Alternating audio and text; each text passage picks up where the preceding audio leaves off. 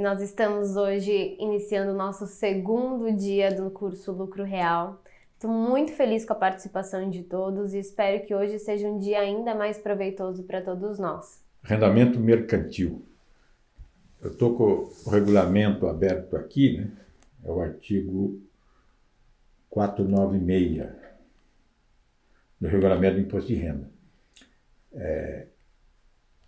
Diz o 496 que o tratamento tributário das operações de arrendamento mercantil será regido pelo disposto na Lei 6.099 de 74.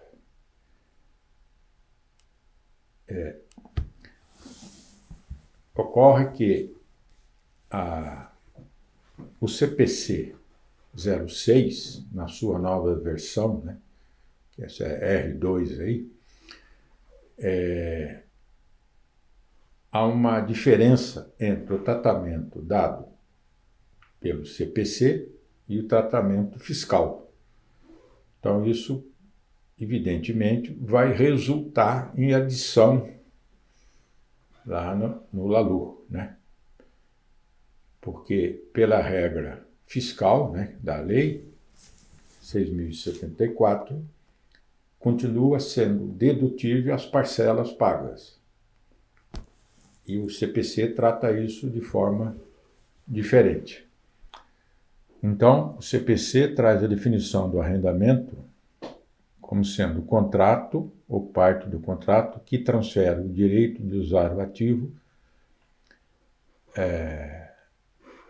por um período de tempo em troca de contraprestação.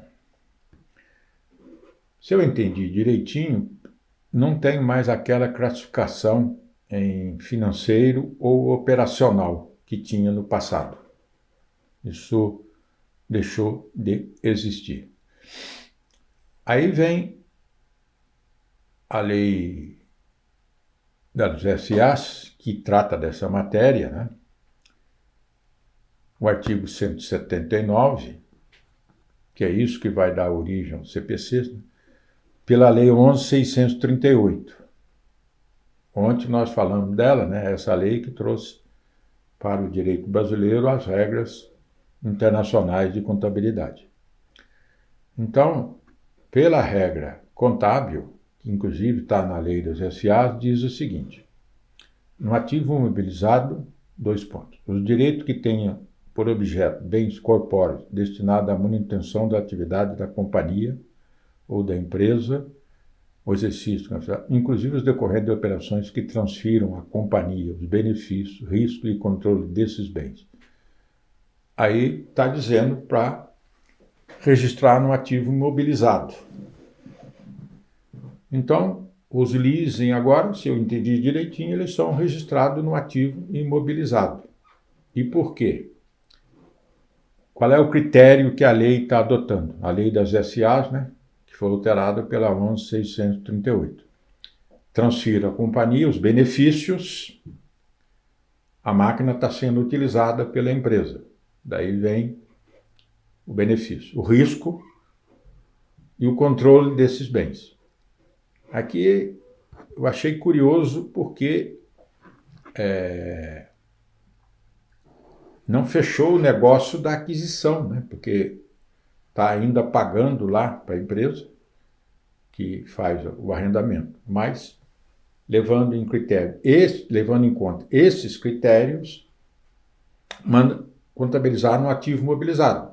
Decorrência dessa classificação, vai haver a depreciação. Então, na contabilidade, vai ser apropriada a depreciação desses bens. E também vai ser apropriado as parcelas pagas de acordo com a lei que regula do ponto de vista fiscal. Então, vai ter que fazer um ajuste lá na contabilidade, na apuração do lucro real, senão vai dar duplicidade. Agora aqui, está tapando aqui minha... tá. A parte sublinhada, né, que chamou minha atenção aqui, inclusive os decorrentes de operações que transfiram à companhia, os benefícios e tal, a parte sublinhada corresponde à tese sobre a primazia da essência sobre a forma, que me parece que é um norte que segue os CPCs, né? Essência sobre a forma. Eu vejo que, olhando a jurisprudência, né, dos planejamentos tributários, essa questão de essência sobre a forma, que está aqui, né, vinculada ao leasing, mas na verdade essa oração aí, né, primazia da essência sobre a forma, tem conduzido os autos de infração quando tem planejamento, etc. Um exemplo poderia dizer, né, uma incorporação de uma empresa que só tinha basicamente o prejuízo. Aí eles não consideram, né, para fins tributários, a incorporação, porque não tinha a essência da operação. Então, isso é uma novidade que veio em decorrência desses CPCs. Agora, juridicamente, continua presente o contrato de arrendamento. Tem um contrato assinado com a empresa, portanto, juridicamente, continua existindo o contrato de arrendamento. Aí diz, isso está no artigo 175 da Instrução Normativa 1700. Ontem nós já falamos dela, né, da IN 1700. É quase que um outro regulamento, né, essa Instrução Normativa. E está relacionada ao artigo 366 do RIR. Deixa eu ver ele aqui, 366. Das contraprestações do arrendamento mercantil.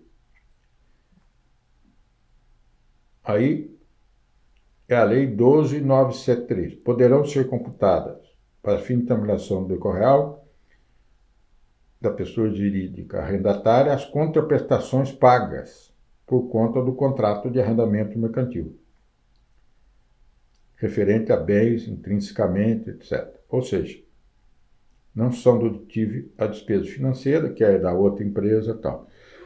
Então, a lei antiga e agora a Lei 12.973 continua regulando isso segundo o contrato. Aí vem, em decorrência dessas regras, vem a Instrução Normativa 1700 e diz: poderão ser computadas as contraprestações pagas ou creditadas, tal, que acabei de olhar aqui, essa regrinha aqui do 47 é o 366 do regulamento atual do imposto de renda. São indedutíveis despesas financeiras, arrendatária, em arrendamento mercantil, inclusive vem decorrente de ajuste para o presente, de que trata o 184. São vedadas deduções de despesa de prestação, amortização e gestão gerada por bem arrendamento mercantil.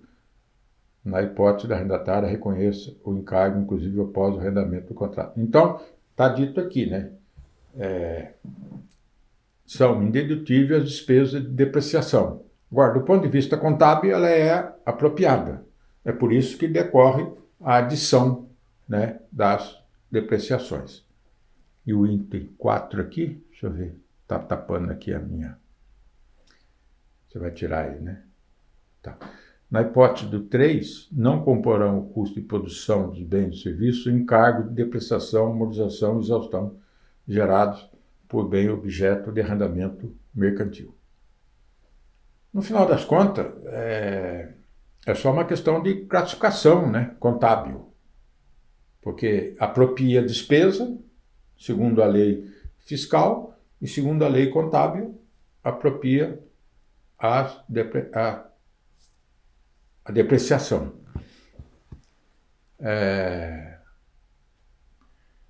Pensando qual que seria o regime mais correto, né? Talvez seja mesmo dos CPCs, porque o bem está sendo utilizado, gerando produto, etc., tudo. Então, me parece que o CPC, nesse particular, está mais atualizado do que a lei fiscal. Mas a questão é jurídica, tem um contrato de arrendamento, aí tem que dar consequência a ele. Então, nesse arrendamento mercantil, o que tem de novo nisso é a diferença entre o que a lei tributária manda, determina e permite, que é apropriar as parcelas pagas. Pelo que eu não sei se mudou, mas o arrendamento mercantil gira em 3 anos, 4 anos, né, a amortização. Portanto, a despesa chega primeiro no balanço do que as depreciações. Isto vai dar aquele ajuste, que nós vamos ver no final, me parece, da questão dos CPCs e o imposto diferido, essas coisas. Que vai dar uma diferença temporária aí, não é? Então, depois, quando a gente for falar nisso lá no final, a gente volta, porque acho que é um dos exemplos que leva aquele ajuste temporário lá, em relação aos impostos.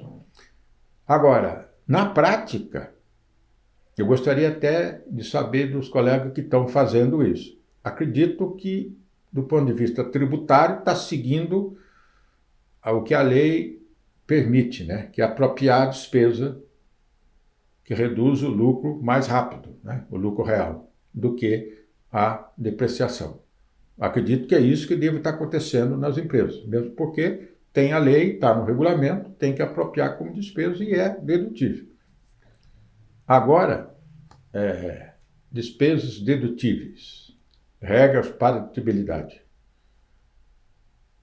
Eu destaquei aqui o artigo 68 dessa IN 1700. E também fui buscar um acórdão, né? Ontem nos perguntaram o que autua, né? Quais as infrações mais autuadas. Este é um campo, glosa de despesa. Né? O Acórdão 103.21.576, que é de 2004, que eu, quando estava pesquisando para fazer a matéria aqui, achei interessante. Diz, a despesa é dedutível desde que necessária à atividade da pessoa jurídica relativa à contraprestação de algo recebido e comprovada com documentação hábil e idônea. Isso é coisa antiga no imposto de renda, né? Não tem novidade, nada disso. A dedutibilidade da despesa exige que ela seja necessária. Tem uma situação que trata de leasing, acho que é leasing mesmo.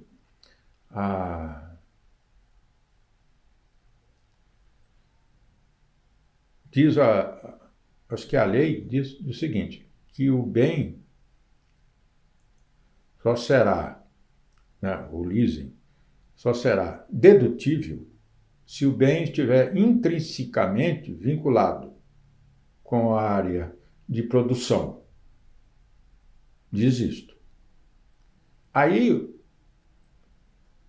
o que aconteceu? Isso começou a criar problema, porque imagina vocês uma empresa que compra um computador enorme para fazer a folha de pagamento que tem, sei lá, 15 mil funcionários. Então precisou trocar o computador. Ué, ninguém vai botar o computador lá perto da máquina, né? Aí, ao pé da letra, se você ler essa regra, ia dizer o seguinte, opa, não é dedutível, não está vinculado ao setor produtivo o computador. Isso criou tanto problema que a Receita teve que publicar um ato esclarecendo. Isto leva à seguinte situação, né? Que a doutora Camila, que é doutora em Direito agora, pode nos ajudar a explicar isso. Uma coisa é o texto da lei. Outra coisa é a norma, que se retira de lá. A norma é o comando que vem do texto. E hoje em dia, principalmente no campo tributário, cada vez mais tem-se a seguinte situação. Quem diz o que é a norma é o intérprete. É o intérprete. No caso, os intérpretes autênticos. Os fiscais é um deles. Não é? Agora, nesse caso aí, seria perguntar o que aquele dispositivo de fato quer proibir. Não é usar o computador para fazer a folha de salário da empresa. Isso aí não tem problema nenhum. O que esse dispositivo está vedando é que o computador vá para a casa do sócio para ele usar particularmente. Então, às vezes, a gente é surpreendido com a literalidade do dispositivo e a gente tem que pensar um pouco. Né? Mas qual é a função desse dispositivo? O que ele veio, né, vedar? E era isso. Então, aqui, e o que tem a ver isso com isso que nós estamos conversando? É quando que a despesa é dedutível. Olha, ela só será dedutível se tiver relação com a atividade operacional e contribuir para tanto, para gerar receita, etc. Tal. Quer dizer, esse é o critério. Então, se eu tenho dúvida se uma despesa é ou não é dedutível, eu não vou lá, não encontro especificamente uma regrinha para ela, eu tenho que buscar a norma. E a norma diz, né? Aqui, ó, a leitura do 311, quer ver? Ó? Operacionais a despesas não computadas como custos, que sejam necessárias. A palavrinha necessária que é a chave aqui. A atividade da empresa e a manutenção da respectiva fonte produtora. Hoje, tem aqui no escritório, tem mandado de segurança que a gente fez por conta do crédito de PIS/COFINS, não é isso? Despesas de comissão sobre vendas. Comissão sobre vendas. Que nós temos caso aqui cuidando disso.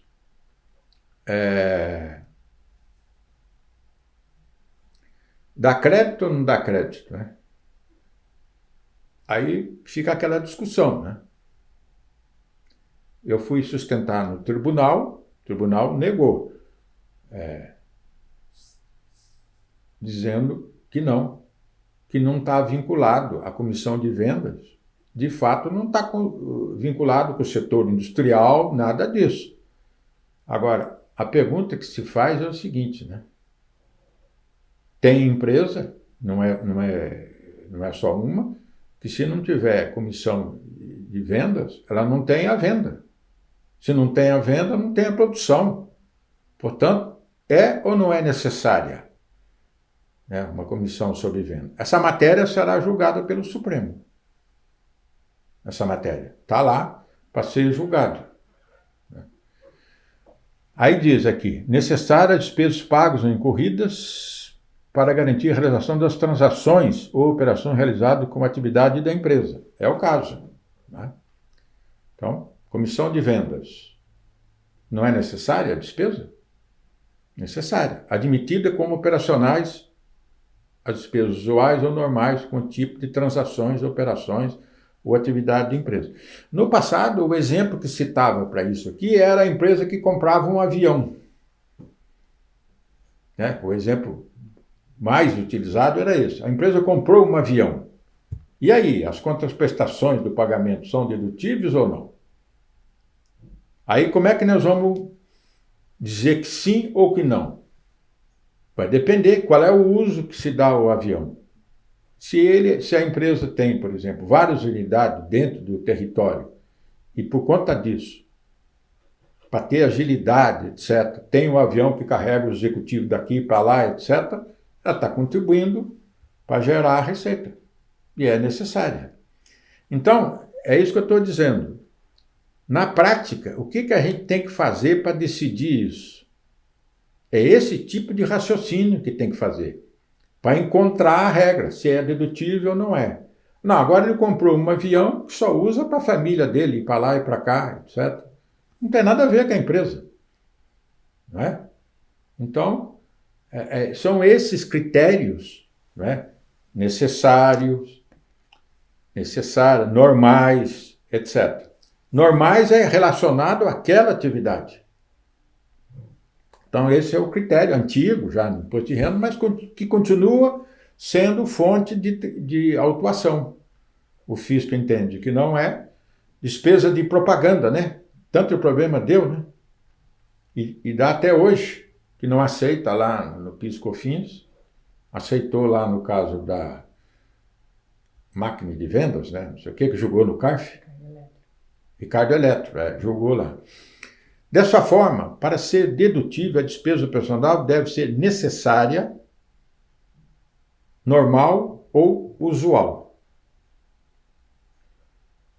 Atendido esses pressupostos, ela é dedutível. Aí eu resumi aqui, né? A dutibilidade da despesa depende dos seguintes fatores: seja incorrida, o gasto foi utilizado, o gasto seja necessário, útil para a manutenção da atividade da empresa, além de ser normal e usual, relacionada com a atividade. Ou seja, eu peguei o texto e fui incluindo algumas palavras aqui para ajudar a gente a guardar isso, né? Necessário, eu pus útil. Além de ser normal, relacionada com a atividade.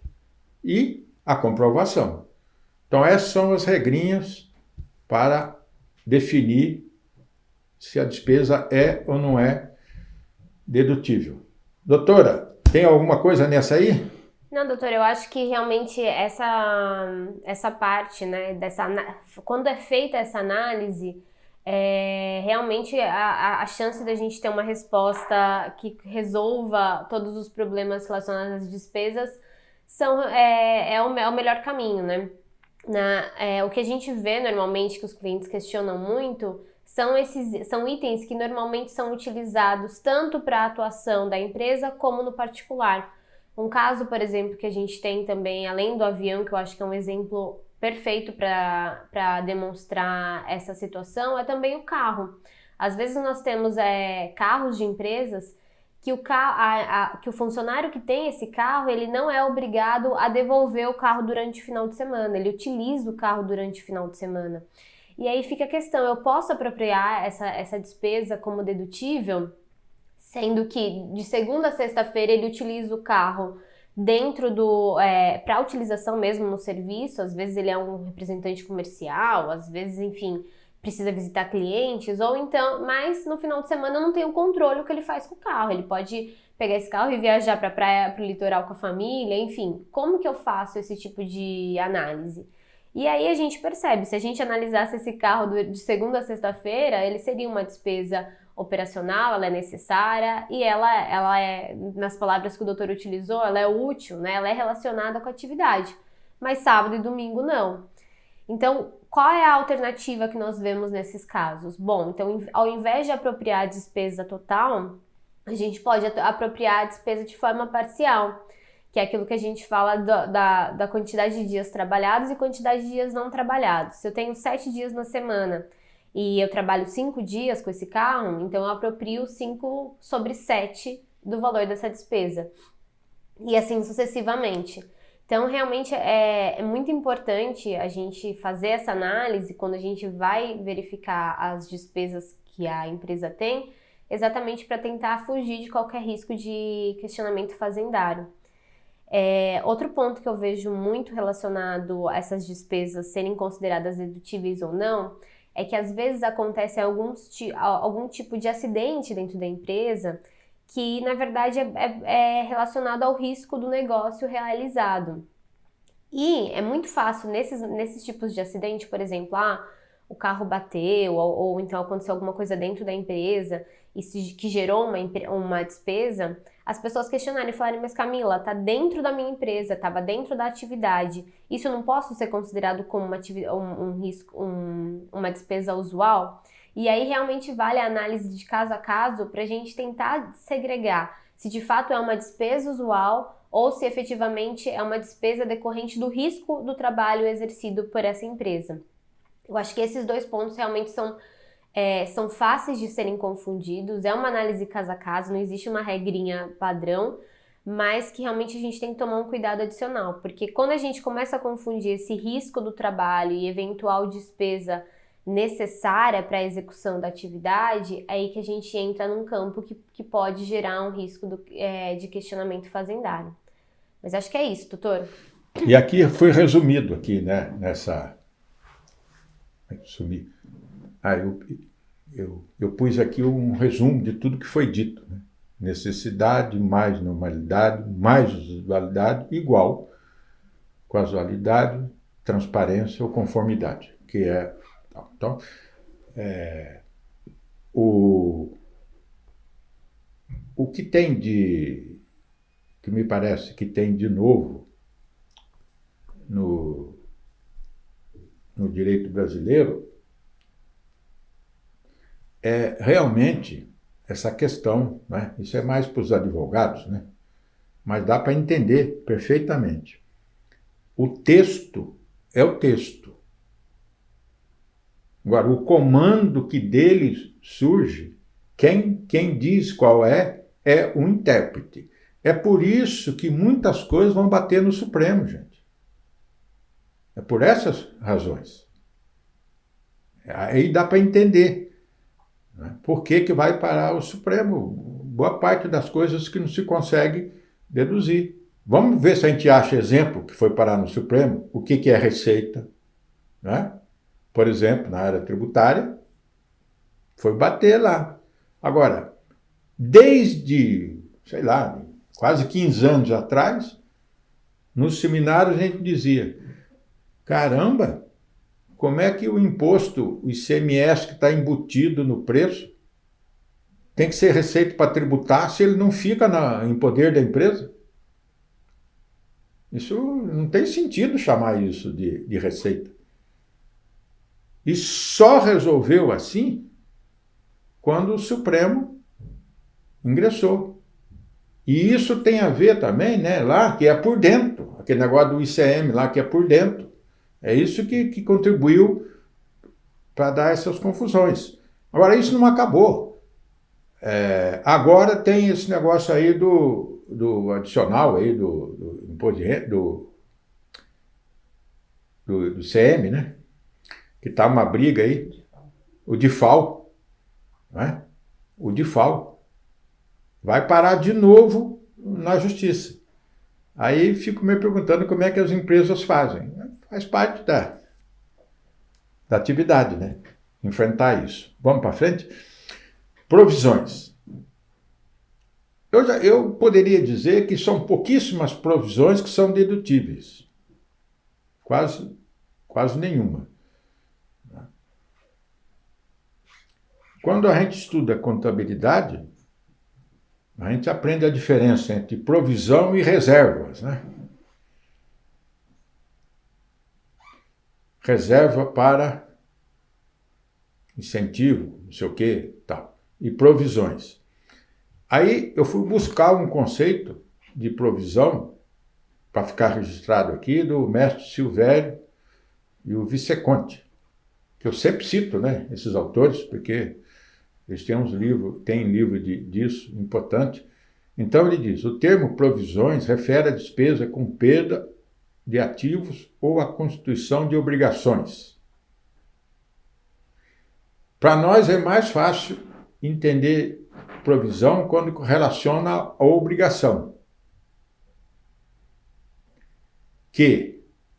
Por quê? Ele diz que, embora tenha o seu faturador contábil ocorrido, não pode ser medida com exatidão e tem, portanto, caráter estimativo. Essa é a característica da provisão. Ocorre uma obrigação, mas eu não sei corretamente qual é o valor.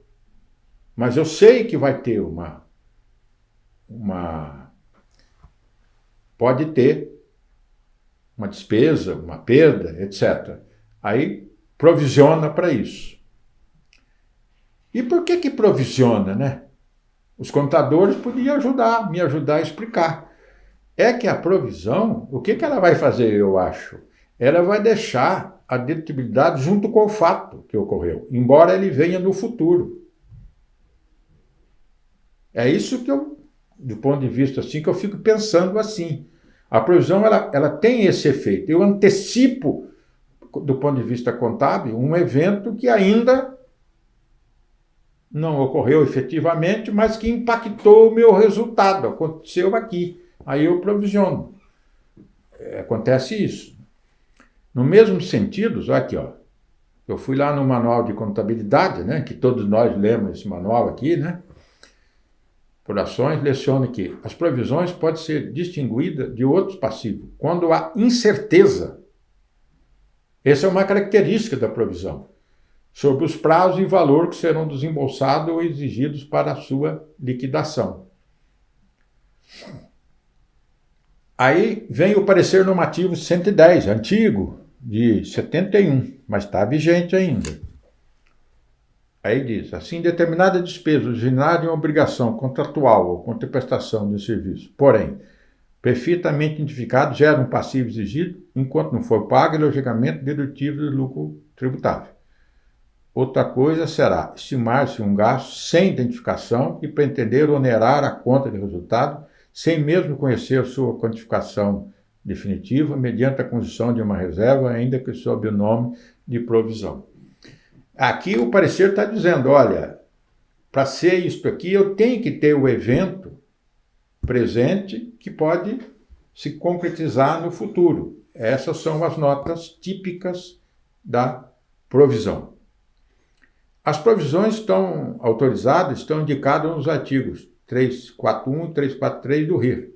Quebra de estoques, remuneração de férias e 13º salário.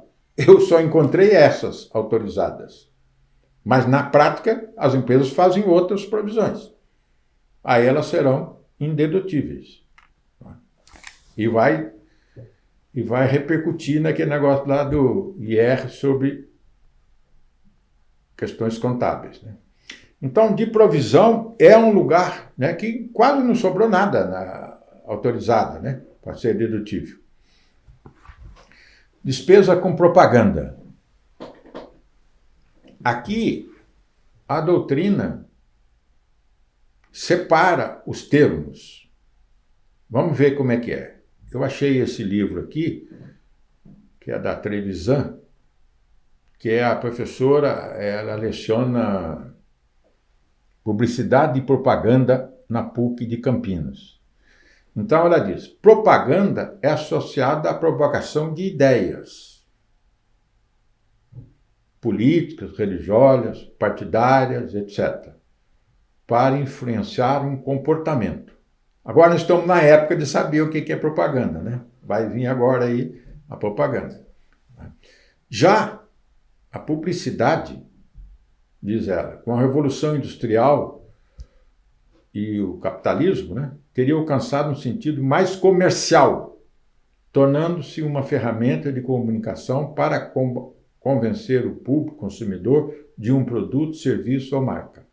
Portanto, o que ela está dizendo é que, do ponto de vista técnico, para fins de imposto de renda, em vez de ser despesa de propaganda, devia ser despesa com publicidade. E é isso que acontece na prática, não é? Às vezes eu vejo, acho que vai aparecer aqui, ó, daqui um pouquinho, no campo tributário, o mestre Edmar Oliveira diz o seguinte, os autores gravam que a propaganda se divide em institucional, marca, história da empresa, e comercial, foca no produto. Essa é uma distinção importante, né, que pode dar problema de tribilidade. Às vezes, você vê na televisão, por exemplo, só falando do nome da empresa, etc., tem tantos anos, aconteceu isso, etc., tal. Essa seria uma institucional. Enquanto que, às vezes, vem do produto tal, é isso, o produto tem essas características, tal, aí seria o foco no produto. O artigo 380 trata da matéria como propaganda, ao fixar o seguinte critério para admitibilidade. A empresa que utilizar a tradução de despesa em comando deverá estar diretamente relacionada com a atividade explorada pela empresa e manter a escrituração das despesas destacada em conta própria. Então, fica aqui uma dúvida, né? Aquela despesa de propaganda que só fala que é institucional, será que seria dedutível? Em relação a um produto, não tem dúvida. Agora, aquela que só fala sobre a institucional da empresa, não sei se ela teria a finalidade de aumentar a receita, etc. Mas o que nos dá segurança? A despesa foi relacionada à atividade explorada. Se é isto, vai ser dedutível. Não tem dúvida. O que vai na minha cabeça, o que fica a dúvida é aquele outro tipo, que seria propaganda e não publicidade, né? Que é disso. E no tocante à empresa de serviço,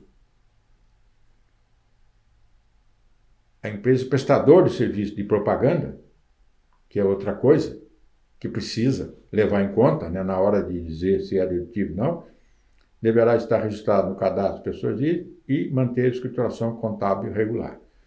Então, a despesa de propaganda não tem muita novidade, né? Sempre foi assim e não tem muita novidade aqui. Isso aqui também é uma coisa antiga já, né? Que já está resolvido aqui e tem essa solução de consulta. O que tem de novo nisso aqui é essa solução de consulta aqui, que é de 2014. Despesas com brinde e amostras.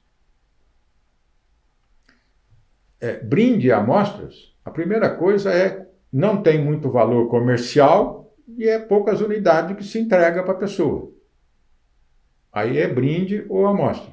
Agora, se eu entrego aquilo que ele pode comercializar, não é nem brinde e nem amostra.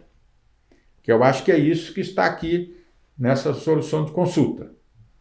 Por que eu destaquei esse assunto? Por causa dessa solução de consulta.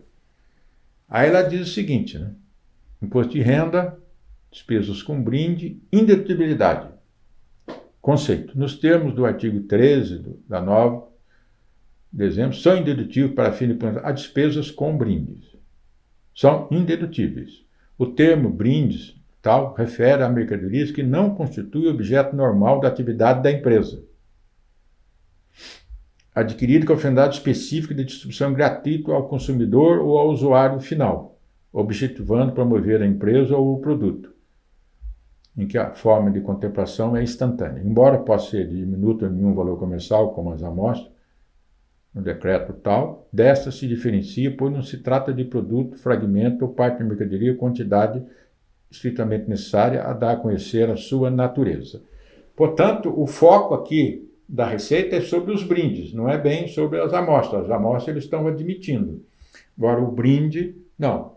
E a mensagem que passou aqui, olha, eu não posso dar brinde em relação ao produto da minha empresa. Aí tem que comprar um relógio, um chaveiro, uma coisa desse tipo, mandar colocar o símbolo da empresa, seria um brinde, na visão da Receita.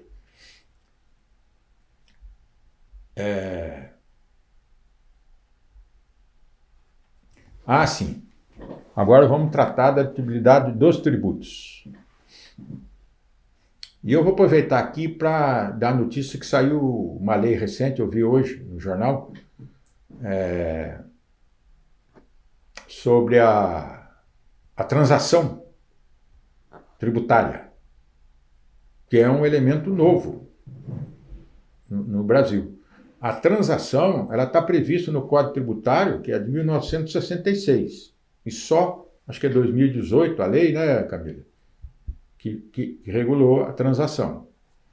E agora saiu uma outra lei alterando a lei originária da transação. É a 14.375. Eu até vou escrever um artigo dela para publicar aqui, que ela trouxe coisas muito boas, etc. Né? Nisto aí. E nós estamos falando de tributo, ok? Então, a empresa está devendo, ela pode ir lá na Procuradoria e negociar uma transação. E qual é o benefício? É a redução de multa e da Selic. Que é isso que acontece. Era até 50%, agora tem outro percentual. Está vendo aí qual é o percentual? 65%. O doutor Simone viu aqui para mim. E por que eu trouxe esse assunto para falar disso aqui? Porque tinha uma dúvida nesta lei a respeito se aquela dedução que alcançou lá é tributada ou não. Né? Vou lá, faço a transação, eles reduzem a multa, reduzem a Selic. Essa redução é tributada? A pergunta que se fazia. Esta lei 14.375 tem um dispositivo dizendo que não é tributada, mas foi vetada pelo presidente. Sob o argumento de que não pode dispensar receita.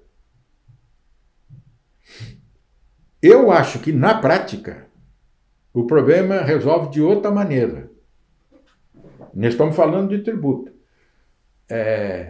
Quando a empresa não recolhe os tributos, eu tenho a impressão que ela não apropria como despesa as Selics. Eu gostaria até que alguém falasse aqui no chat se apropria.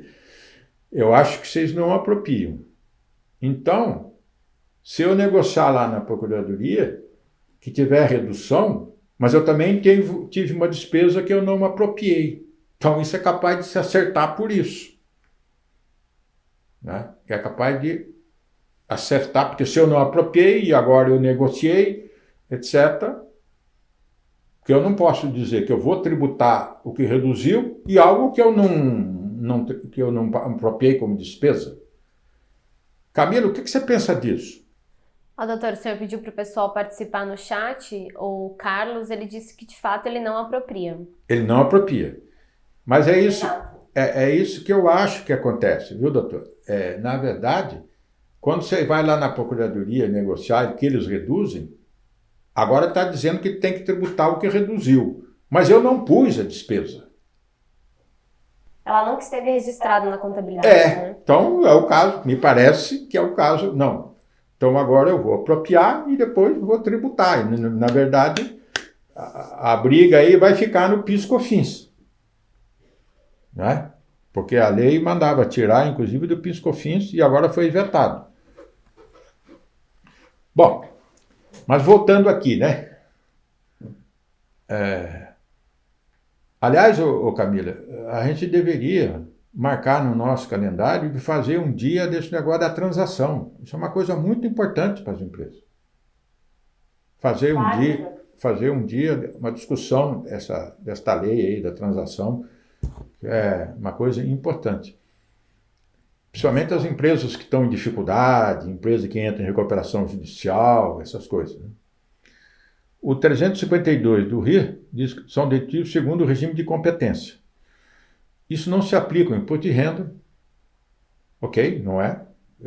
Com o contribuinte ou o responsável. Portanto, não é detido imposto de renda, incidente sobre o lucro, sendo não detido também a contribuição social. Isso aqui não tem novidade nenhuma, né? Todo mundo sabemos disso. A atividade como custo ou despesa de rendimento creditado a terceiro abrange o imposto cuja ONA a fonte assume. Então, o parecer normativo. Nota, os tributos com atividade suspensa, a atividade não se aplica às contribuições que estejam suspensas, reservando a dedução para o momento da decisão final desfavorável ao contribuinte. Veja que eu tinha colocado aqui a transação, né? Porque isso vai interferir nesse tópico aqui. A gente poderia falar muita coisa da transação, mas eu vou deixar para um outro dia, porque aí teria que examinar a lei inteirinha, etc. Mas acho que passa a mensagem, né? O que tem de novo agora? Quando tem um auto de infração ou quando tem dívida, agora, quando a gente vai examinar isso, se vai discutir na justiça ou se não vai, entra na discussão a transação. Aí você vai aferir a possibilidade de êxito, não sei o quê, para saber se vai ajuizar a ação. Muito bem. Dedutibilidade de multa de mora. segundo a solução de divergência 6 de 2012, as multas moratórias por espontânea de tributo fora do prazo são dedutíveis, tal. Não se aplica, esteja suspensa. Ok, isso aqui era só uma notícia, né? Possibilidade da multa moratória. Multa por infrações fiscais não são dedutíveis, não vou nem perder meu tempo aqui, porque isto é conhecido de todo mundo, né? Vamos para frente. Multa de natureza não tributárias, interditabilidade. Dispõe a Instrução Normativa 1700 que as multas impostas por transgressões de leis de natureza não tributária são indedutíveis como custo ou despesas operacionais. Isso também é um assunto antigo, né? São indedutíveis. Agora, contabilização de tributos discutidos judicialmente. Então, contabilmente, os tributos e contribuição com resultado suspensa, quando eu entro em juízo, deve ser contabilizado como despesa no resultado do exercício, sendo, contudo, não dedutíveis. Agora, por que eu tenho, segundo estabelece o 352? Porque a despesa é daquele período, né, contabilmente. Ela pode ser daquele período. Então, ela tem que ser contabilizada. Agora, não são dedutíveis no imposto de renda. É uma coisa, não ser dedutível é uma situação. Agora, a minha contabilidade tem que registrar isso. Em termos fiscais, valor adicionado na parte A e controlado na parte B. A receita decorrente da Selic de depósito judicial é tributada. O resultado é nulo, visto que a provisão do passivo também recebe Selic. A conclusão que eu cheguei. A receita financeira do depósito judicial é tributada. Mas eu tenho o débito do outro lado no balanço. E ele vai receber a Selic. Então, no resultado final se anula. Agora vem a sentença favorável. O valor depositado mais da Selic será transferido para a conta banco. A conta passiva para a recuperação de custo, cujo valor será excluído no LALUR. Nota final. São retirados todos os efeitos.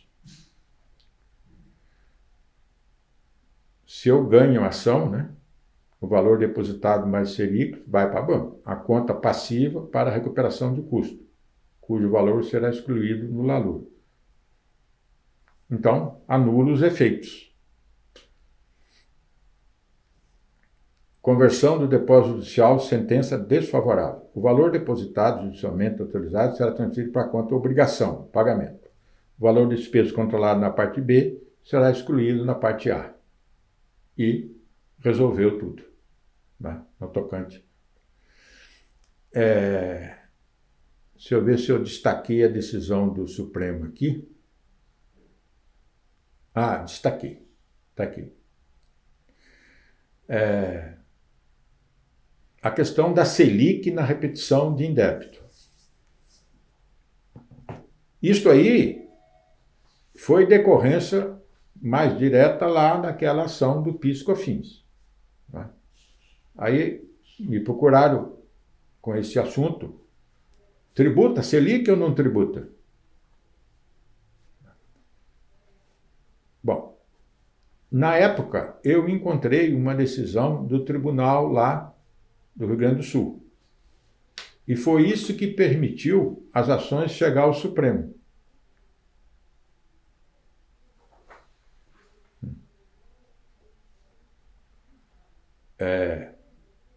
Foi isso que permitiu chegar ao Supremo e que deu origem ao recurso extraordinário 1063. Se eu não me engano, foi o ministro Toffoli, o relator, não é isso?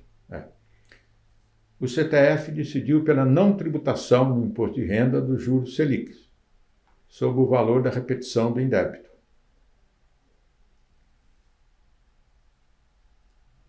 E eu continuo com dúvida no tocante ao PIS/COFINS, porque aqui ele falou do imposto de renda.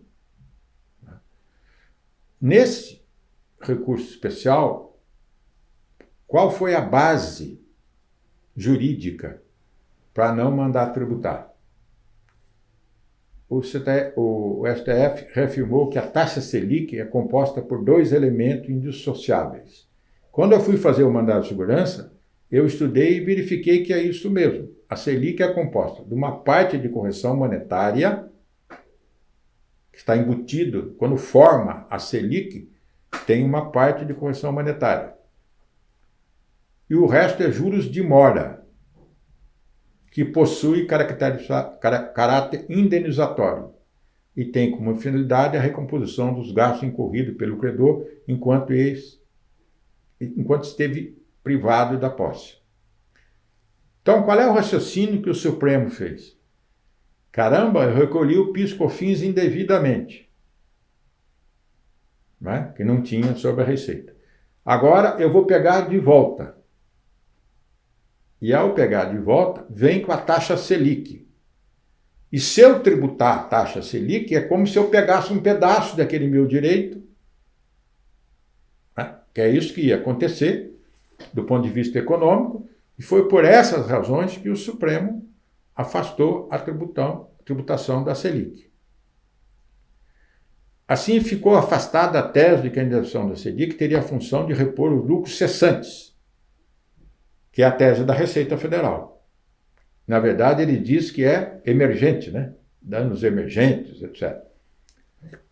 O que poderia autorizar a tributação pelo IRPJ. Prevaleceu a figura da reparação de danos emergentes. Bom, dúvida que eu tenho. O que vai acontecer isso no PIS/COFINS? Não está nessa decisão. Não está na decisão. Por que tem dúvida? Porque, no final das contas, o que o Supremo diz? Que não é acréscimo patrimonial. Né? Isso aqui. Agora, e por que eu fico com dúvida? Porque o acréscimo patrimonial pressupõe existir receita. Então, me parece que vai surgir uma discussão em relação ao PIS/COFINS, que não está nessa decisão. Agora, se eles falam que tem caráter indenizatório, portanto, não é acréscimo patrimonial, e tem recomposição, não é acréscimo patrimonial, então vai ter essa discussão no PIS/COFINS. Essas contribuições incidem o total da receita, como define a lei tal. Eu pus isso aqui porque a decisão lá do tribunal era em relação ao imposto de renda. Mas acho que vai continuar discutindo essa questão do PIS/COFINS. No RE 606, que foi quando definiu o conceito de receita, né, lá para trás, que era em relação ao PIS/COFINS, o que se diz? Quando é o conceito específico do conceito constitucional, a receita pode ser definida como ingresso financeiro que se integra ao patrimônio na condição de elemento novo e positivo, sem reserva ou condições, na esteira clássica da definição de que Alemar Balieiro deu o conceito de receita. Então, é fato que recebe. Agora, não tem muito sentido dizer que não é tributado no imposto de renda, porque não é acréscimo patrimonial, e agora eu venho tributar no tocante ao PIS/COFINS. Quanto ao imposto de renda, está resolvido. Continuando essa discussão aí, em relação à tributação do PIS/COFINS, né? No voto da ministra, relatora, quando ela disse lá o que era a receita, ela diz que é qualquer ingresso ou entrada que se incorpore positivamente ao patrimônio e que represente remuneração ou compensação de ato, atividade, operações da pessoa, tal, remuneração, tal. Isso foi tirado do Ricardo Marinhos de Oliveira. Bem, no RE tal, ficou definido que a taxa tem dois componentes, a simples correção monetária e os juros pela reparação do capital. No rigor das decisões universitárias, tais elementos não representam remuneração pelo exercício da atividade operacional. Embora essa questão exija complemento, tomando por base a decisão sobre o RPJ, fica evidenciado que há base jurídica para o estudo sobre o questionamento da tributação em face do PIS/COFINS. Agora vocês poderiam me perguntar, e como é que testa isso? Só testa distribuindo a ação na justiça. Não é? Quem quiser discutir isso tem que ingressar de novo em relação ao PIS/COFINS, para não tributar a Selic daquele PIS/COFINS que foi devolvido. Só para finalizar essa questão da Selic, o que a gente tem visto muito na prática são que os clientes eles ficam com dúvida até quando eles ingressam com esse tipo de ação e até com base nessa ação do STF, até que ponto eles vão poder aproveitar esse tipo de ação relacionada à Selic Isso que eu ia dizer agora. Isso que eu ia. Mas você pode... Na verdade, eu ia jogar a pergunta para o doutor falar sobre isso. Isso é a última coisa que eu ia dizer. Quem ingressou com a ação antes do julgado do STF,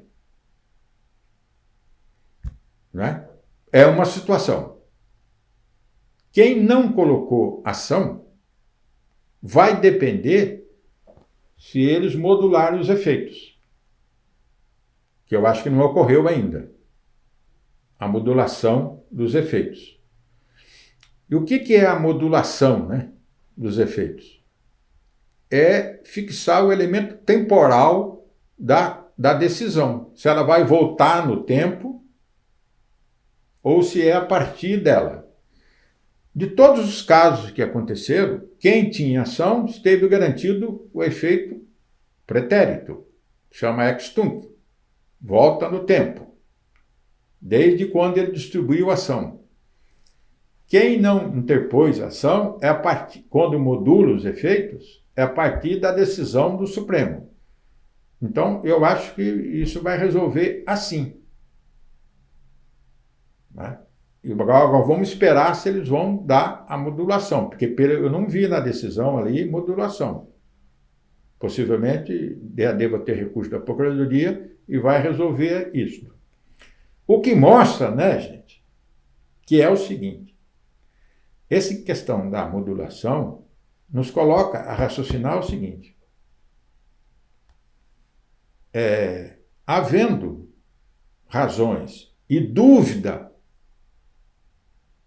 mais ou menos certa, ou pelo menos pontos para dizer que tem dúvidas se é ou não é tributado, o que as empresas têm que fazer? Ingressar em juízo com mandado de segurança, que não causa nada para a empresa. E perguntar para quem tem que responder, que é o Poder Judiciário. É isso que tem que fazer. Tem dúvida? Se tiver justificativa, evidentemente. Ninguém está dizendo entrar com uma ação temerária. Não é isso. Esse caso do PIS/COFINS tem ou não tem dúvida, doutora Camila? Nós não temos nada decidido ainda nesse sentido, né, doutor? Então, eu acho que, de fato, o melhor caminho é ingressar com a ação, como o senhor disse. É uma ação que vai ser um mandado de segurança, então a empresa não teria um alto custo disso, né? E, consequentemente, ela teria uma garantia do que fosse decidido, efetivamente ela poderia cumprir. Acho um tanto quanto arrojado fazer algum tipo de alteração relacionada ao PIS/COFINS sem a medida judicial. No caso do imposto de renda não dá mais porque já julgaram, tá certo? Exato. Eu não consigo mais colocar a ação, mas do PIS/COFINS está aberto. O Carlos André, ele comenta exatamente isso no chat, ele fala: garante o voto retroativo a respeito do tema, né? Que, enfim, garante essa decisão de forma retroativa, considerando ingressar com essa ação antes de eventual discussão pelo STF, né? A gente foge da modulação dos efeitos, né? Porque a modulação parece que virou uma regra no Supremo. Eles reconhecem o direito, que está errado, etc., mas eles fixam a modulação, que é uma maneira que o Supremo tem para também dizer o seguinte: não, nós reconhecemos, mas protegemos o fisco, a União, o Estado, etc., com a modulação, né? Que a modulação, como está na lei, etc., devia ser caso raro, não é mais raro. Na área tributária é quase que regra. Portanto, né, o que as empresas têm que fazer? Ingressa em juízo. Põe uma mandado de segurança lá e vamos ver o que acontece, né? Eu estou disposto a escrever, viu, o mandado de segurança do PIS/COFINS. Né? E isso que o doutor falou é realmente a regra que a gente vê no tributário, né, nas ações tributárias.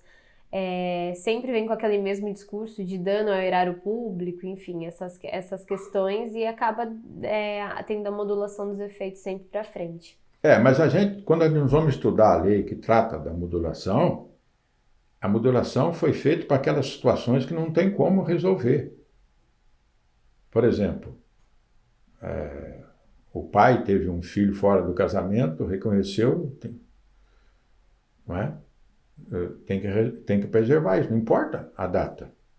Eu não posso voltar atrás nisso. É por isso.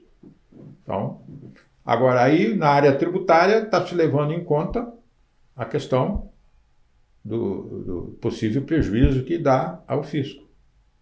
Não é? Aliás, isso nos dá a oportunidade para pensar o seguinte: quando fizer uma reforma tributária, como é que a gente pode diminuir os litígios?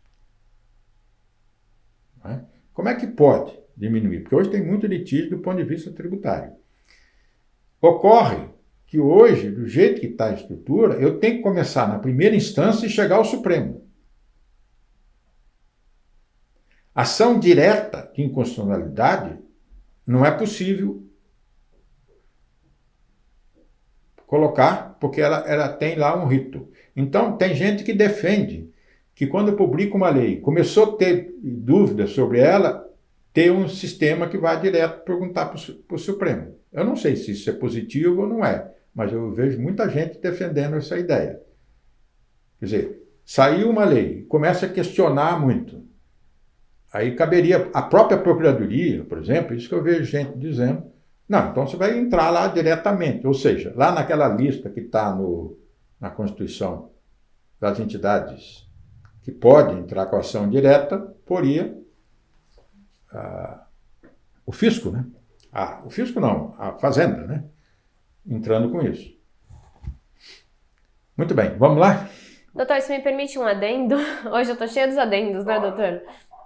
Na realidade, o que a gente percebe na prática é isso que o doutor acabou de falar mesmo. A gente acaba tendo muitos litígios, né, para discutir situações que talvez poderiam ter sido resolvidas se a legislação fosse melhor criada de uma forma melhor, ou se eventualmente nós tivéssemos uma Receita Federal e as outras entidades fazendárias que estivessem dispostas a estar mais próximas do contribuinte e ter um papel mais orientativo, né, e não efetivamente de só fiscalização e tentar encontrar esse erro do contribuinte, né. Existe um caso muito interessante relacionado a esse tipo de atuação de receitas federais, que é o caso da Holanda.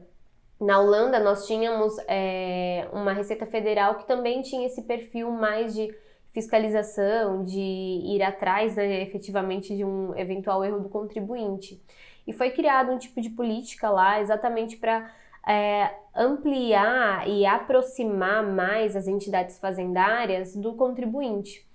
E esse papel foi muito interessante, porque verificou-se que diminuíram-se as autuações porque o contribuinte ele se sentia mais livre e com mais com a Receita Federal mais disponível para ele discutir os casos que aconteciam no seu cotidiano. Então, o que a gente viu na prática lá foi que, na realidade, essa aproximação entre contribuinte e entidades fazendárias surtiu um efeito de auxiliar o contribuinte no cumprimento de suas obrigações e, consequentemente, diminuição do litígio. Então, talvez, se a gente tivesse esse tipo de política, seria um caminho para a diminuição das discussões judiciais, né, doutor? E eu que trabalhei no julgamento, né, na Receita, qual o limite das DRJs? Se tiver solução de consulta, acabou. Você não pode interpretar nada. Portanto, esses órgãos têm o poder muito restrito, porque basta uma solução de consulta, e agora eu vejo que a fiscalização também é assim. Tem uma solução de consulta, acabou. Não tem interpretação dali.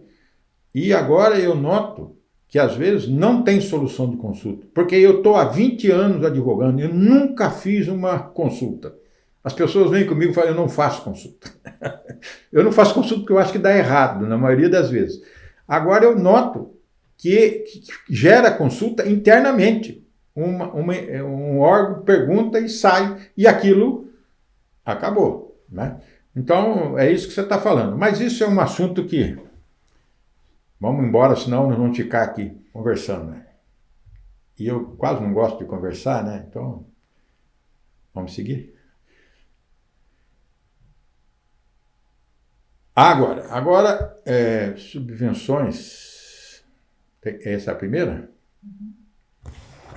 Este assunto aqui nós temos que, não sei se alguém tem isto, né? Subvenções. Ontem foi perguntado aonde tem litígio. Este é o campo. Subvenções, eu acredito que o litígio está... nós vamos ver aqui que já tentaram de tudo quanto é maneira resolver isto, mas no final das contas vai haver litígio. E antes de ir aqui, nós trabalhávamos numa empresa grande que mudou para Minas Gerais, né? E lá em Minas Gerais, no tocante ao ICMS, eles dão um crédito presumido, se eu não me engano, 9%, não sei o quê. Eu sei que o ICMS recolhido para o Estado é 3%, 4%. Quem manja disso aqui é o Pacheco, que trabalha com a gente aqui do ICMS. Então, quem concede a subvenção é o Estado, né? O Estado lá de Minas Gerais. E tem no Brasil inteiro subvenção. Mas, quem diz se vai ou não vai tributar aquele valor é a Receita Federal. Porque é essa que é a discussão, se vai tributar ou não a subvenção. Bom, aí já começa um problema. Quem concedeu o benefício foi o Estado. E quem quer tributar é a União. Então, eu tive o cuidado aqui de ir ponto a ponto nisto aqui, porque isso é uma matéria importante e de volume, né, expressivo. Tal. Então, primeiro eu fui buscar o conceito do que é subvenção. Se eu não me engano, ela está na Lei 4.320, que é lá de 60 e poucos, né, a subvenção. Então, o Carvalhosa, que é um grande mestre, né, do direito societário, diz: a subvenção são ajudas ou auxílios pecuniários concedidos pelo Estado em favor das instituições que prestam serviço ou realizam obra de interesse público. Eu fico me perguntando se da subvenção do ICMS encaixa aqui. Então, ele fez esse comentário quando ele tratou da lei das SAs. Isso está correto. A subvenção é uma ajuda do Estado. Uma vez, quando eu estava lá no escritório antigo, o metrô de São Paulo nos pediu parecer. O metrô de São Paulo. Com duas situações. O Estado passa dinheiro para o metrô para ele comprar os trens, fazer os túneis, aquelas coisas. É um tipo de subvenção. Né? Um tipo de subvenção. É investimento?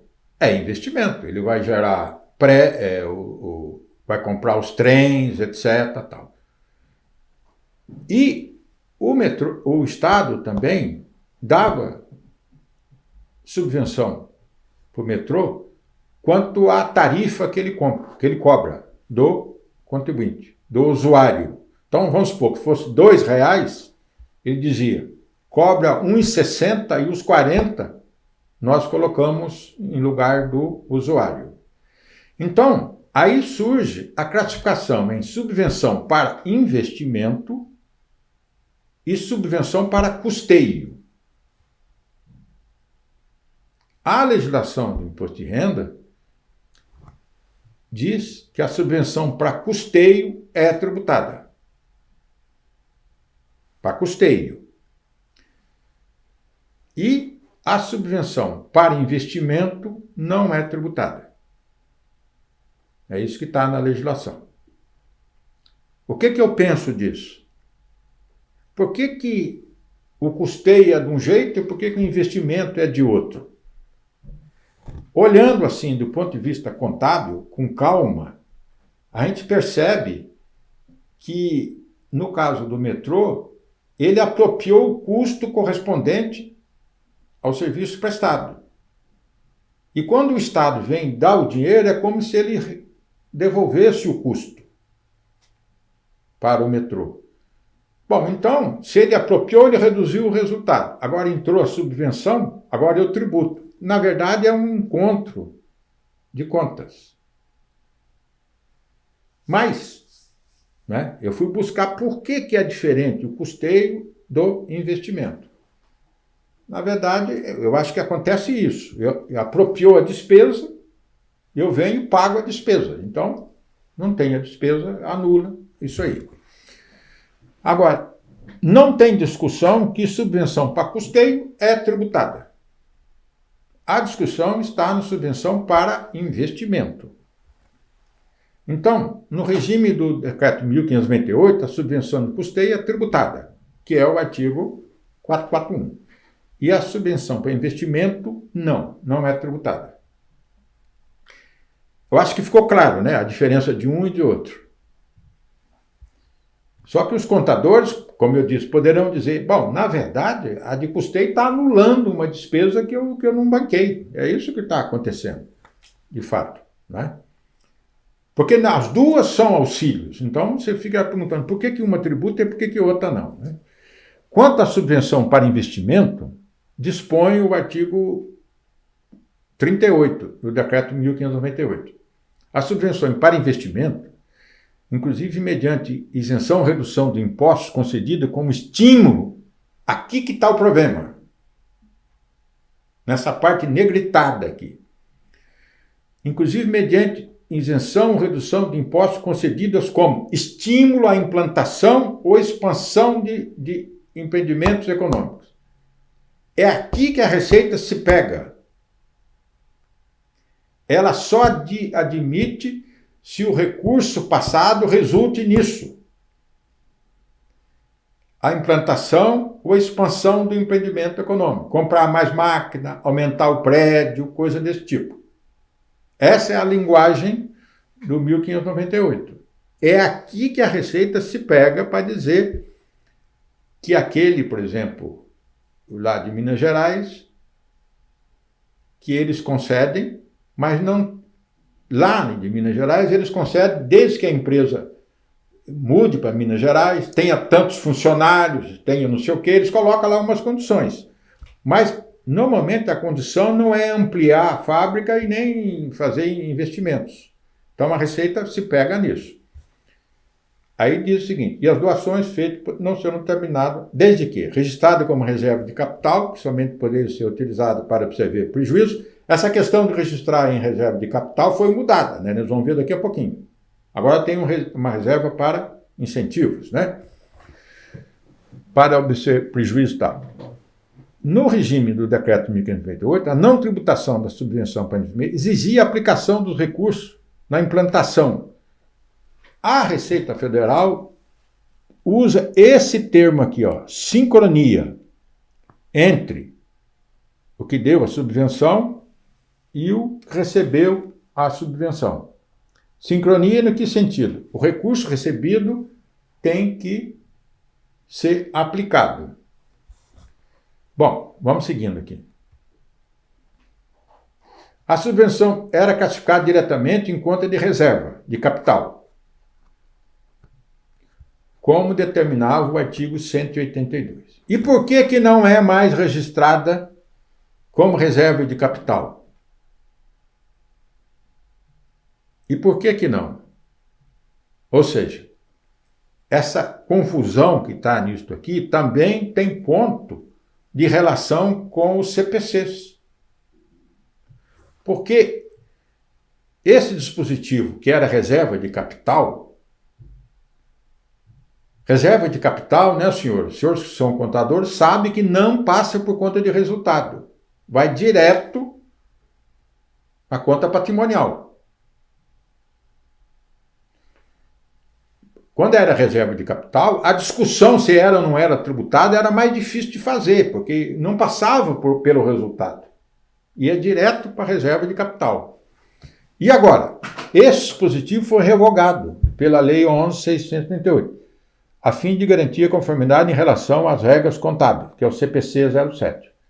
Foi então criada a conta de reserva de incentivos fiscais, a ser formada com o lucro do período correspondente à subvenção, como assim disposto no 195, né, que foi incluído na Lei das SAs. A Assembleia Geral, por proposta dos órgãos, destinaram para a reserva de incentivo a parte do lucro líquido decorrente de doações, subvenções para investimento, que poderá ser excluída. Então, passa pelo resultado o valor do recurso que o Estado concedeu. Quase que recebendo, entre aspas, a classificação de receita. Passa pelo resultado. Bom, então iria tributar, porque agora não vai para a reserva de capital. Aí o que aconteceu? Dessa forma, a subvenção que antes era registrada diretamente em conta de reserva passou a integrar o resultado do exercício. Para, posteriormente, ser destinada à conta de reserva de incentivos fiscais, como apropriação de parte do lucro do exercício. Assim, o lucro formado com a correspondente subvenção para investimento, para não ser tributado, não pode ser distribuído aos sócios. Então, a lei fez isso. Passa pelo resultado, está dentro do lucro líquido. O lucro líquido, a gente sabe que ele vai lá para o patrimônio líquido como lucro. Daquele valor eu tenho que tirar a parcela correspondente à subvenção para investimento e transferir para a reserva de incentivos. Com isto, veda a distribuição de lucro aos sócios deste valor. Não é? Ou seja, chegou próximo do resultado como era a reserva de capital por outros caminhos. Agora, às vezes, a empresa, a despeito disso aqui, dá prejuízo contábil. Aí ela não consegue ir imediatamente para a reserva de incentivos. Aí a lei diz o seguinte: os lucros que geraram futuramente, prioritariamente, tem que atender esse dispositivo. Então vai para a reserva de incentivo. Aqui tem uma frase aqui, né? Esse elemento é fundamental para vários caminhos que a Receita levantou sobre essa questão. Então, esse é o cenário. Agora, ok? Pode seguir, por favor. Aí veio a Lei 12.973, aquela que fez a passagem da nova contabilidade com isso. Aí veio a Lei 973, que trata dessa matéria. E diz: subvenção para investimento. O artigo 30.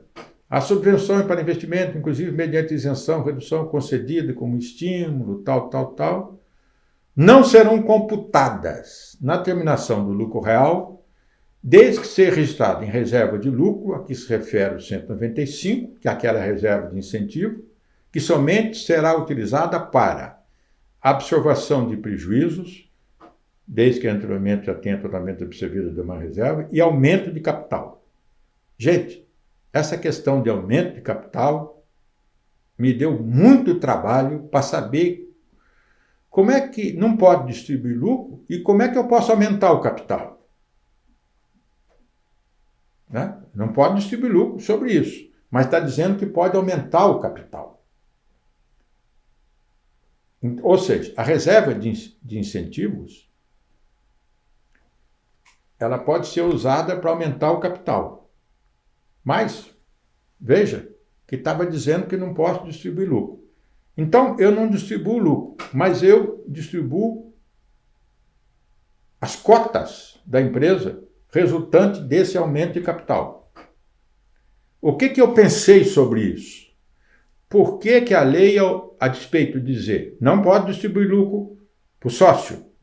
Esse aqui é um recurso que ingressou para a empresa para ela gerar receita, aumentar a receita, com isso criar emprego, permitir que o Estado desenvolva, coisa desse tipo. Portanto, eu não deixo o sócio botar a mão nesse recurso. Não vou dar incentivo para chegar como lucro na mão do sócio. Ok, isso está tudo certo. Aí agora, aumenta o capital. Né? Aumenta o capital.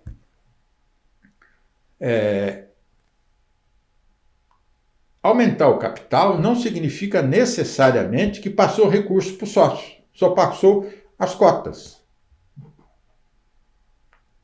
Aí surge uma discussão. Passou as cotas para ele. Não passou recurso. E o ITBI nesse negócio? Se um dia ele for negociar essas cotas. Tem custo as cotas? Olha onde vai parar isto, né? ITCMD, né? ITCMD, desculpa, eu falei o tributo errado, né? O ITCMD, se ele fizer uma holding, por exemplo, né? Com a... O Dr. Simone está me corrigindo aqui. É ITCMD, não é ITBI não, gente. Se fizer uma holding e que teve aumento de capital. Bom, mas isso é um parênteses, né, que eu abri aqui. O nosso problema é que se tributa ou não tributa, né? Posterior, aí o que aconteceu? Era uma lei complementar, né? Que era a lei, qual é a lei que estava tratando? Volta para mim. Sim. Estava aqui na 11.638, etc. Aí veio a lei 12, cujo caput do artigo, né, que regula a matéria. Né? Bom, aí ficou essa discussão, tributa ou não tributa?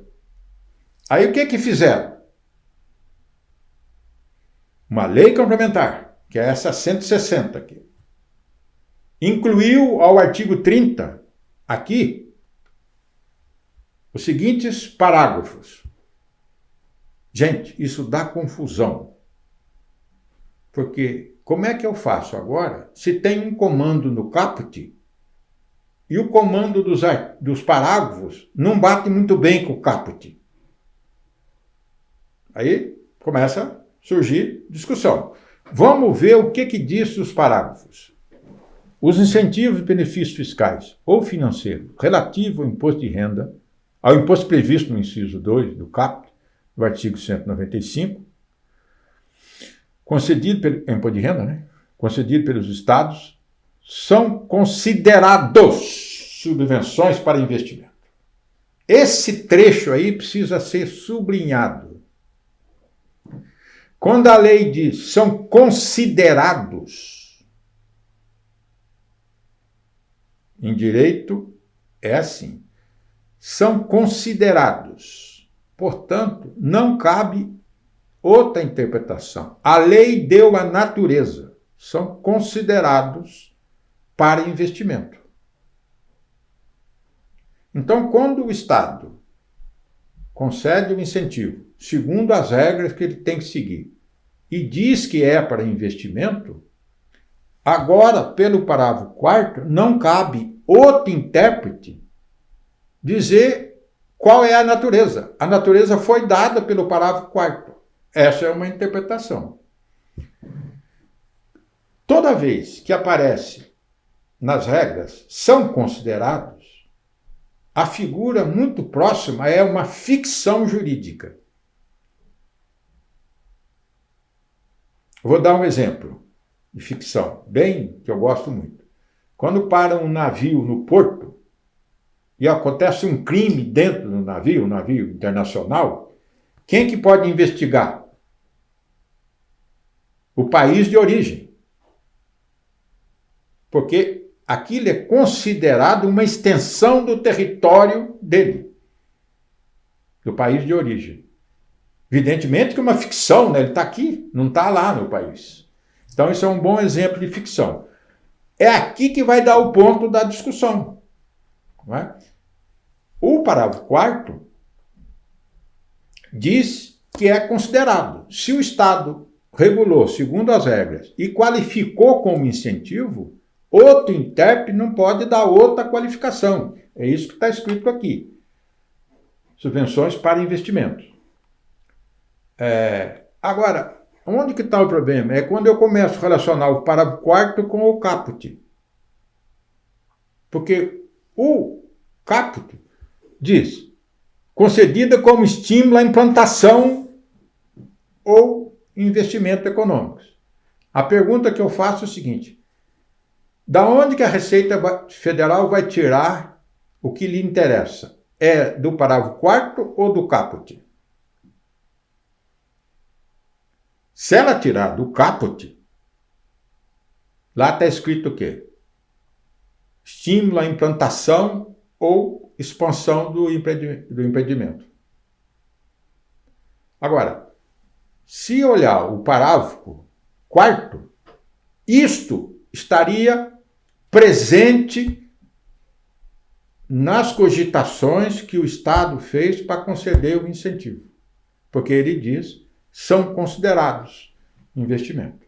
Então, o disposto no quadro aplica, inclusive, os processos administrativos e judiciais ainda não definitivamente julgados. Então, em relação a esses incentivos, e eu citei o Estado de Minas Gerais, que o Dr. Pacheco está aqui, nós dois que estudamos esse negócio junto, e, aliás, esse negócio de incentivo, que quem entende desse troço é o Pacheco, não sou eu não, tá? É o Pacheco que entende disso aqui. Eu posso participar um pouquinho, doutor Ayrton? Já que o senhor está chamando o meu santo nome em vão? Desde que você não fale nada contrário do que eu falei, né? Não, eu só vou adicionar. O que aconteceu foi que o Congresso Nacional editou a Lei Complementar 160 e agora a Receita Federal vem fechando a porta, né?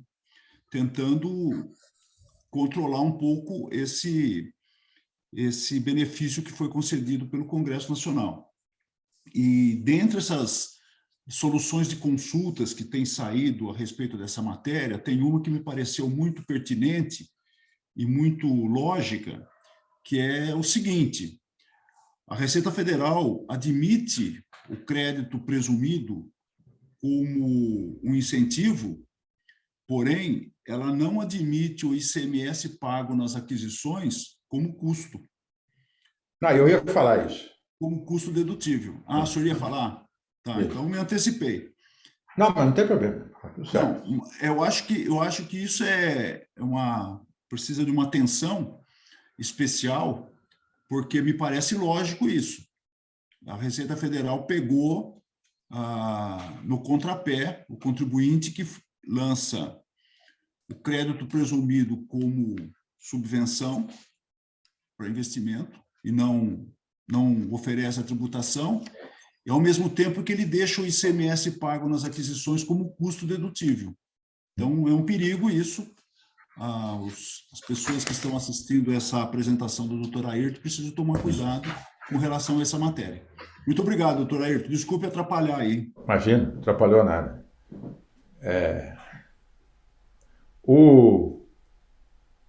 A questão essa matéria, e aqui eu acho que eu citei na tela seguinte, a solução de consulta, ou não? Tá vendo? Eu citei tudo aqui as soluções de consulta. E se a gente lê uma a uma, você vê que a Receita vinha num caminho e depois mudou. Não é?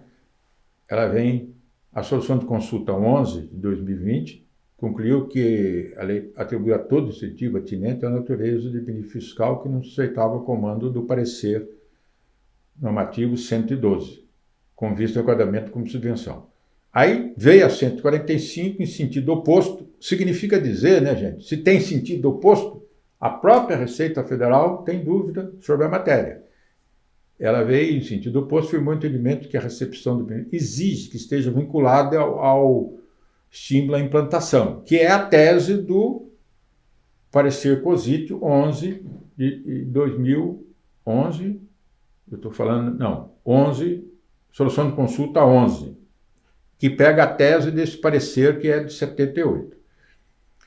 Bom, acho que aqui, resumindo, além dessa questão, tem esse ponto que o Pacheco destacou. Ok, classifica como tal, mas ele comprou. Agora, como é que resolve isso? Quem me pergunta, eu falo, compre de uma empresa que está no estado que tem o mesmo incentivo, que aí vai receber as compras sem o ICMS, que é diferido. É uma maneira de resolver essa questão na prática, né? Agora, de tudo que foi dito, em resumo, o que se pode dizer disso? Que a lei complementar tentou retirar, no caso da Receita Federal, a qualificação do incentivo como investimento, desde que no ato concedente ele recebeu essa qualificação. Se o Estado concedeu, e aí, e por que o Estado faz? Porque, na verdade, gente, no caso de Minas Gerais, acho que é 9, né, Pacheco, que eles dão de 9. Sim, 9. 9% de crédito presumido. E quanto que fica para eles líquido de ICM? 3%. 3%. Aí vocês poderiam perguntar, mas puxa vida, o Estado fica com 3%, sem inadimplência, senhores, sem litígio, sem nada. E é por isso que o Estado também deve fazer essas contas aí. E você vai lá naquela Fernão Dias ali, que vai para Minas Gerais, só tem empresa para tudo quanto é lado lá, significando que o incentivo produziu os efeitos que o Estado de Minas Gerais queria, que é atrair empresas e aumentou a economia deles lá, etc. Tal. E é por isso que eu acho que o Estado considera como investimento e dá a qualificação. É que eu destaquei aqui o caput e o parágrafo, né? De plano, pode-se afirmar que o parágrafo 4 deve orientar a avaliação da subvenção vinculada ao ICMS. É por isso que publicaram uma lei complementar, né? Ademais, cabe indagar por que a atualização da Lei 12, que é uma lei ordinária, foi ultimada por uma lei complementar. Por que complementar? Toda vez que tem lei complementar é por causa da federação. Por isso que tem lei complementar, para ter âmbito nacional e aplicar todos os incentivos que tem a isso, de todo quanto é Estado. Por isso que eles escolhem a lei complementar, né? Do ponto de vista jurídico, a norma contida no parágrafo 4º, ela é originária de uma lei complementar, que do ponto de vista de hierarquia normativa, ela tem um comando mais forte que o caput, que era de uma lei, do caput do artigo 30, que é uma lei ordinária. Ou seja, o dia que tiver um auto disso, nós vamos poder elencar uma lista enorme de razões jurídicas. Agora, o que eu acho é o seguinte: publicaram a lei complementar e não pacificou a matéria. Não pacificou. A Receita Federal continua insistindo que ela quer que vincule os recursos, que é aquela sincronia lá, etc. Tem mais uma. Ah, tá. É que está dito aqui, né? Que eu disse que quando publica a lei complementar, por conta disso, ainda no âmbito constitucional. Isso aqui é um outro argumento. Porque, na verdade, quem concedeu o benefício foi o Estado. Aí a União vai tributar em cima, né? Isso viola a imunidade recíproca. Agora, aqui é aquilo que o Pacheco falou. Tem empresa que quer ir para o céu, né, Pacheco? Ele quer usar o benefício e quer tomar o crédito que veio. Que é esse que é o X da questão, né? Se veio um crédito que eu não posso usar, então, né? Crédito de CM. Né? A Receita está dizendo que é custo, a empresa lança esse crédito como custo, já que ela não pode usar, porém a Receita está dizendo, olha, é um custo indedutível. E me parece lógico essa interpretação da Receita. Isso aí vai tirar um pedaço da subvenção, né? Sim, sim, é isso. Sim. Tem mais um slide? Nossa, mostra isso, mano. Ah, sim, posição do STJ. Mas isso aqui a primeira turma, né, o STJ firmou orientação acerca da inviabilidade da inclusão do crédito presumido na base do cálculo do RPJ, na medida que o entendimento que a União retirar por via obriga incentivo fiscal que o Estado membro e tal. Então já tem essa decisão aqui, que aquele negócio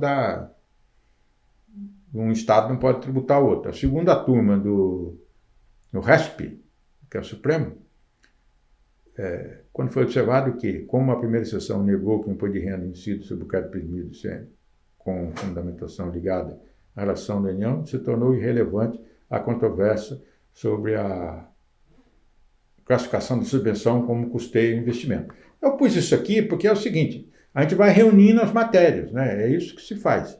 Mas, no final das contas, se pudesse resumir essa matéria, é o seguinte, é o caput do artigo que vale ou o parágrafo 4º da lei que foi incluída pela 160. Né? Tudo aponta que, no final, vai prevalecer o que está na lei complementar. Doutor, nós temos uma pergunta no chat sobre subvenção. A Carol Pérez, ela questiona se, no caso da redução da carga do ICMS concedida pelo convênio 52 de 91, se podemos utilizar também a lei complementar 116 de 17. Eu nem sei o que é isso. Vou pedir para o Pacheco responder isso aí, por favor. Pacheco, quer que eu repita a pergunta? Não, eu entendi a pergunta. O que está acontecendo, doutor Ayrton, é que no mercado, né, no mercado está corrente, né, uma interpretação de que tudo que for redução de base de cálculo, tudo que for isenção, independente de atender o disposto no caput do artigo 30, tudo isso pode ser considerado subvenção para investimento. Então, o que a pergunta trata do convênio 5291, que reduz a base de cálculo do imposto nas operações com máquinas e equipamentos industriais ou agrícola. Eu divirjo desse entendimento, porque, na minha opinião, nós temos que ver se o benefício foi concedido para a empresa ou para o produto. Na minha interpretação, quando o benefício é concedido para o produto, ele não vai atender o disposto no caput do artigo 30 da Lei 12.900. Eu acho que eu também fico com esse entendimento. Então, nesse caso, qual que é a interpretação que está sendo dada? Então, eu tenho uma máquina que seria tributada normalmente 18%, mas vem o convênio 5291 e reduz a base de cálculo, de modo que ela fica numa tributação efetiva, digamos, de 8,8%. Então, o que está correndo no mercado? Essa diferença de 8,8 para 18 vai para uma reserva de investimento. Não é tributado. Eu acho muito prematuro para adotar esse entendimento e fazer esses lançamentos contábeis, porque me parece que o que está sendo beneficiado aí pelo convênio 5291 ou por outros convênios que concedem isenção, está sendo beneficiado o produto que, na verdade, está beneficiando o destinatário final desse produto. Esse é o efetivo beneficiário dessa redução da base de cálculo, é o produtor rural ou a indústria que está adquirindo a máquina. não é a indústria que está produzindo a máquina. Na minha opinião, eu acho que é muito temerário seguir por esse caminho. É a minha interpretação, doutor Lerto. Tá certo. Se eu pudesse adicionar alguma coisa, aí, a lei que trata de subvenção, que não tributa, é uma lei especial. E aí, lei especial não admite interpretação extensiva. Quer dizer, então, juridicamente, este é o problema, além das razões que o Pacheco explicou com propriedade. É isto, é uma lei especial. Então, lei especial tem isto, é o que está nela. O que se está discutindo agora, a Receita Federal, é dar uma qualificação que estaria na lei. Quando a lei complementar veio, ela veio, mas não é para criar nada novo, ela veio para esclarecer o que estava lá no caput. Foi isso que a lei complementar fez. Então, eu estou de acordo, Pacheco. Não dá para interpretar a lei especial e incluir, por extensão interpretativa, outros eventos, outras operações, né, nesse contexto aí. Certo, doutora Camila? A senhora que é doutora em Direito podia dizer, né? Certo? Eu concordo, doutor. Eu acho que realmente assim, o que o doutor falou e o que o Pacheco, com essa participação especial, nos abrilhantou sobre subvenção, realmente acho que completou tudo que efetivamente precisava ser dito.